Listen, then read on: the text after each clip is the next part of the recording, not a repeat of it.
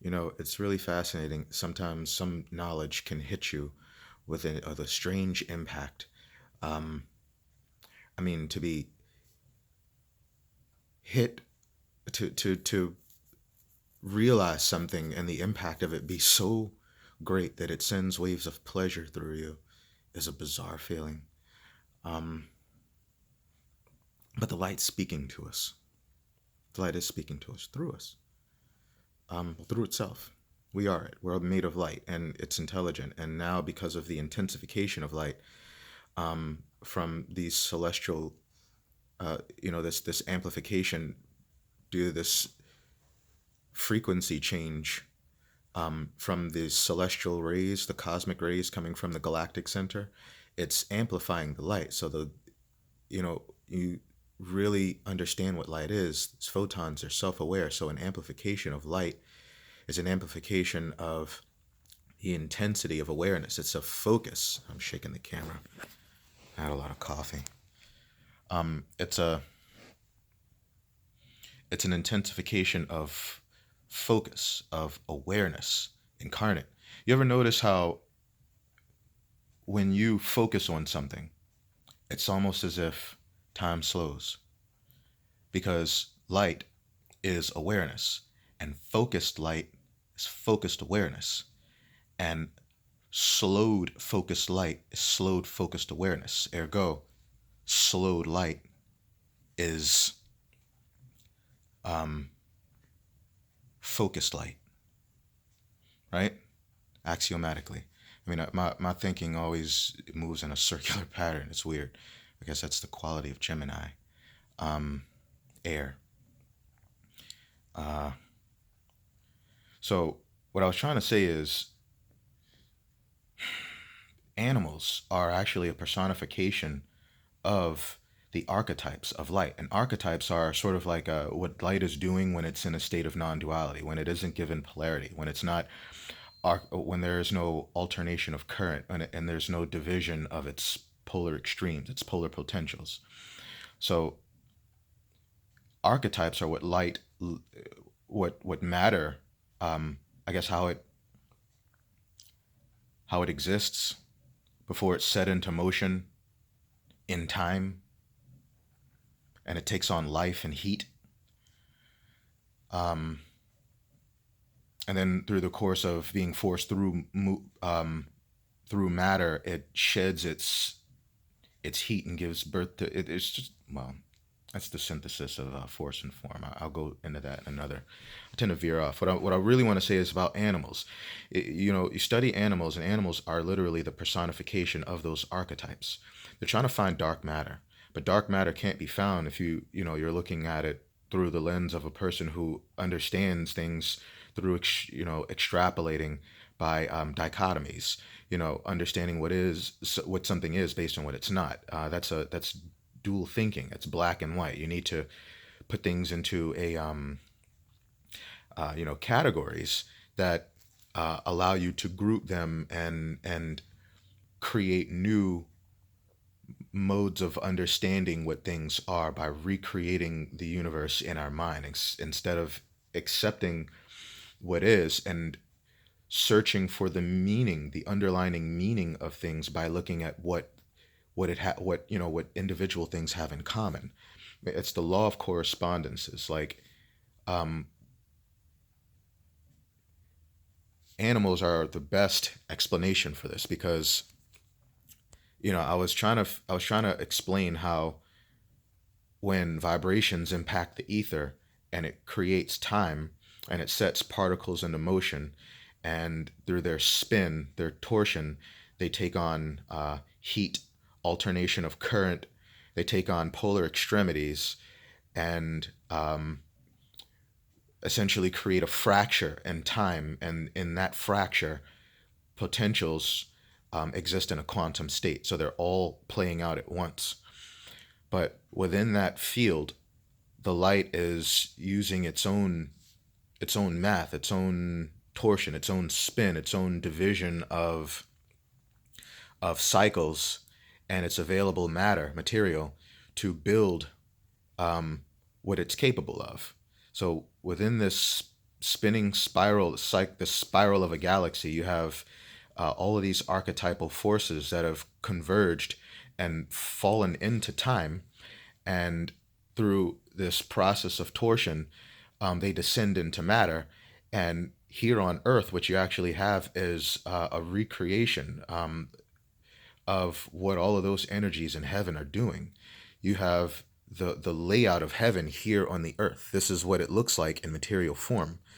And all the creatures, the animals, is really interesting, are sort of crystallized versions of what all of these archetypal principles, what they are. They are the principles that exist before perspective recreates them. So they are living forms of energy that express the archetypal principles of the universe. Like the lion being proud, it symbolizes something. But pride is actually it's a state of matter. It's a state of excitement. It's a state of sort of fission, fire, passion is intensification. It's just the intensification of electrons.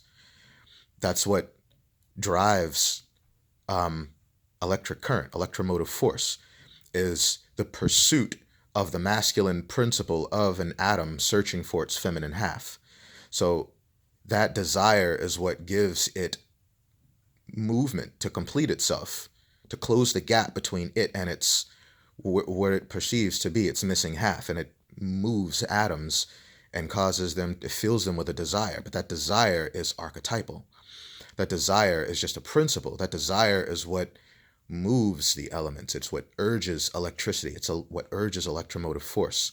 All of our emotions, actually, they imprint on the field and they give it motion. They give energy and emotion. So it's interesting because I was thinking about snakes. Why do people have such an, people who've never seen a snake before even have just this fear of snakes, you know? But there's something far more interesting going on than the stories you've been told. But through the law of correspondences, I was meditating on like snakes, and snakes are actually a representation of the undulating force that takes place when vibrations impact, when they meet resistance. So when a vibration meets resistance, it's what it looks like is an undulating wave, a serpent, a current. It's undulating, and that undulation, depending on your perspective, you can flip it around and actually you can see the sine wave pattern of it, or you could see the cycle. You could see the actual circle. And that circle is the zodiac we use to understand the state change of light as it moves in a cyclical pattern through its various degrees, which produce different frequencies relative to its central location, its perspective moving in a 360-degree angle, moving around 300 in a full circle. Its perspective changes relative to a fixed point, and the study of how matter and the potentials of matter change based on that, those angles and those frequencies, as matter is vibrating, it takes on different. It's able to change. It's able to do different things. It's filled with desire, and it's intensified, as if amplified. But that undulating current is a representation of the snake, the serpent. And snakes are literally a representation of a wave of force meeting resistance. So resistance, you get into the occult, you find out that resistance is, the devil represents resistance, but it's archetypal. It's just resistance that necessarily exists in time when there's a division of poles, that creates alternating current, when that current alternates, there's a natural resistance there because it's sort of it's stirring matter into motion. So that resistance is the archetypal devil that was involved with the serpent in the Garden of Eden, when the serpent apparently had wings once upon a time and was able to fly. That was a representation of just a higher density of matter existing in a higher density. Serpents existing in a higher frequency, a reality born of a higher frequency. So down here, matter is a lower frequency, so serpents crawl, they slither on the ground, but it's archetypal. To our perspective, they're a low vibration, so they slither across the ground. But, you see these serpents, and it's really interesting because their pattern exists everywhere. And I was talking about the law of correspondences, but, take sperm, for instance. It's like when there's this impact of force and form, and there's this slithering serpent that's the result. It carries this intent that we learn to be, have something to do with the ego. It's the intent behind a serpent, or the intent behind a creative force or an electromotive force is the actual. It represents Aries. And you look at sperm, and when a man enters a woman, he ejaculates, and you have this sperm that shoots out. It's a representation of he as a force, the masculine principle, entering the womb, the receptive principle, or the place where matter is in a state of rest. The egg receives the sperm, but the sperm moves out in this sort of like this electromotive serpentine pattern seeking the egg. And it's really quite fascinating. And I had a few other thoughts on this that they elude me at the moment, but it was about the what the serpent really is. And it's just that undulating pattern that we see when vibration meets resistance.